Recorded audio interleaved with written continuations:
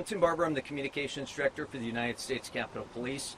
Obviously, today's a very big day, and this is why we wanted to alert you to what happened today and the action that our officers took. United States Capitol Police Chief J. Thomas Manger is going to give you a brief synopsis as to what happened today, and then he's going to answer a few questions, keeping in mind that obviously this just happened this afternoon, and there's some details that we have to hold back as investigators do their work. Here's Chief Manger. At about 12:20 this afternoon, a white male entered the south entrance of the Capitol Visitor Center and approached the screening area. He was directed to put his coat and his backpack down for screening. He stood there for a few seconds, then put his stuff on the conveyor belt. As soon as his backpack and his jacket went into the screening area, U.S. Capitol Police officers staffing that screening area saw what appeared to be something in the shape of a firearm. They also saw two bottles in the backpack. As the man was standing there, one of the officers noticed a faint odor of gasoline, and when they pulled the backpack off the conveyor belt, they noticed a much stronger scent of gasoline. At that point, the subject was detained. He was placed under arrest. We found a flare gun, a lighter, and a torch lighter in his jacket. There was also other articles in his backpack, and he is now in custody. And again, very active investigation. We located his vehicle. That was several blocks away. We now have the vehicle as well, and again, ongoing investigation. Happy to answer any questions. Chief, it's my understanding that he had a manifesto that was anti-government and had maybe some pro-Palestinian or anti-Israel manifestations in that, and that he had driven all night from Michigan. Is that accurate? And what can you elaborate? He had papers with him that he said his intent was to deliver them to Congress. We're still going through all of those papers. It's quite a bit, and we are trying to determine where, in fact, he did come from. And again, active investigation. So there's a lot of follow-up. When we get that information, there'll be additional follow-up. Chief, you said there were what appears to be two bottles in the backpack. Do you know what those bottles are or what they could be at? So we believe that it was some sort of accelerant. It could have been gasoline, some sort of accelerant.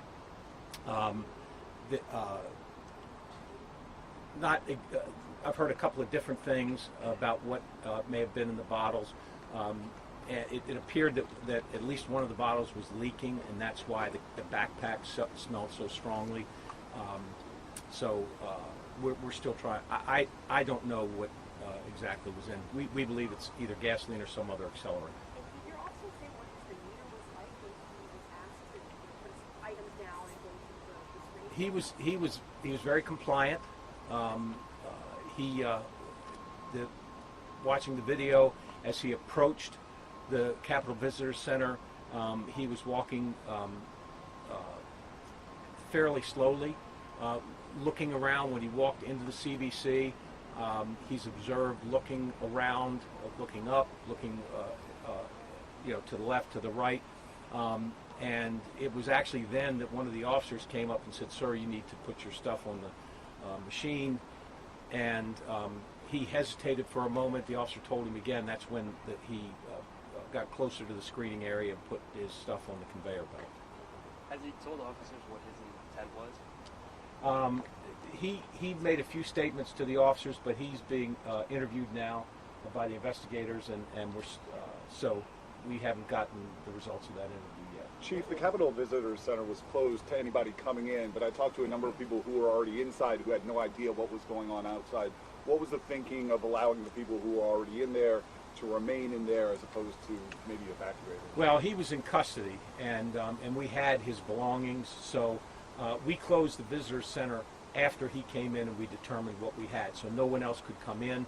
The people that were inside the visitor center were further inside the visitor center, and were not in any danger. Chief, did it happen at this entrance behind us or on the other side? It happened right, the one on the to your left. Okay. And It's a south entrance. And do your officers have a working theory? Did he plan to light himself on fire, light something else on fire? Do we know? It's hard to tell. He had some articles in his backpack that he may have wanted to set on fire. It did not appear that he had doused all of his clothing. There was some of his clothing that smelled like gasoline, but not all of it. So it's really unknown at this point what his intention was. In light of this situation, will there be any additional security measures taken, and how long will they be taken? Well, we're on certainly on a heightened alert, and have been for the days up till the election day today, and we are have an enhanced posture in terms of our security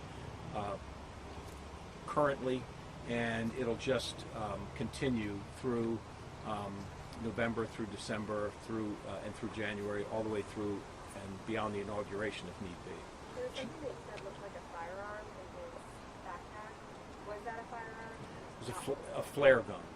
And can you describe the torch a little better? Torch gun? Like, I'm a little No, bit confused. I believe it's like a torch lighter that you would light a pipe with or light a cigar with, something like that. Oh, Do you have any sense if this was all related to elections or just something else? Do you have any sense of what? There was no indication. There's no indication right now that it had anything to do with the election. Can you describe? Obviously, there's a lot of concerns among members generally about violence around the election at this moment. Is there a briefing plan for them? Has the Capitol Police communicated to them about this incident? And in general, what is your message to the members and officers concerned? So we have put a message out to our stakeholders here. We've been briefing different committees and different members of leadership over the past several weeks in terms of our preparation for the election, for the and the inauguration, and as well as next January 6th. Can you describe the clothing, or were they seasonal, warm day here, obviously in Washington? Is that something that the officer knows? He did appear to have heavier clothing than was warranted for a day like today. Can you talk at all about his online presence and what investigators have found? Well, I do know that they have found information on social media, and I know that they're in the process of reviewing that.